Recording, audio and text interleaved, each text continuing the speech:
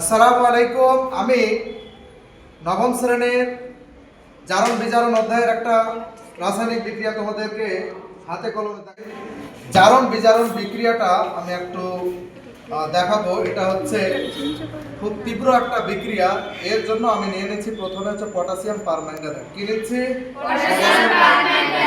এর সঙ্গে গ্লিসারল যেটাকে বলে গ্লিসারিন বাজারেই পাওয়া যায়। তার 2-3 ফোঁটা যদি এটা যোগ করে নিই তাহলে রিয়াকশনটা শুরু হয়ে যাবে। তো এর জন্য আমরা 3টা জিনিস নিয়েছি। কাঁচনল একটা নিয়েছি, একটা বেসিন পোর্সেলেন বেসিন বা বাটি পোর্সেলেন বাটি নিয়েছি, আর একটা ড্রপারও নিয়েছি। এই কটা জিনিস সামান্য 3-4টা জিনিসের মধ্যে এই পরীক্ষাটা হয়ে যাবে। তো প্রথমে আমরা কিছুটা এই পটাশিয়াম পারম্যাঙ্গানেটটা আমি ঢেলে নিচ্ছি। তোমরা দেখতে পাচ্ছ পটাশিয়াম পারম্যাঙ্গানেট, তাই না?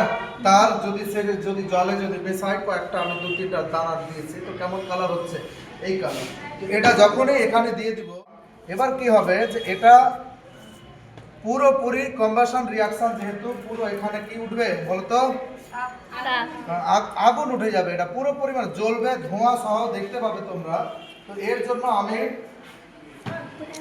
এখানে নিয়ে নিচ্ছি কাঁচনল নিয়ে নিচ্ছি নাড়ানোর জন্য, যেন বিক্রিয়াটা মানে ক্ষেত্রফলটা বেশি হলে বিক্রিয়াটা যেন তাড়াতাড়ি শুরু হয়।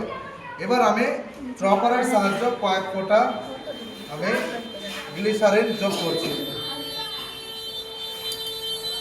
কয়েক ফোঁটা গ্লিসারিন যোগ করতে গেলে কিন্তু তোমরা দেখতে পাবে যে বিক্রিয়াটা শুরু হয়ে গেল। তোমরা বুঝতেই পারছো বিক্রিয়াটা শুরু হয়ে গেল।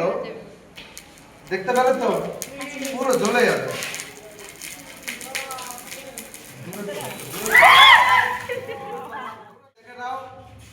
অনেক গাঢ় সহকারে তোমরা বুঝতে পারবে যে পুরো মানে শিখা সহ উঠে গেল।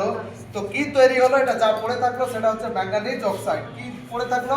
Manganese oxide. বুঝতে পেরেছো? অনেক সতর্কতার সাথে রিঅ্যাকশনটা করতে হবে। বুঝতে পেরেছো?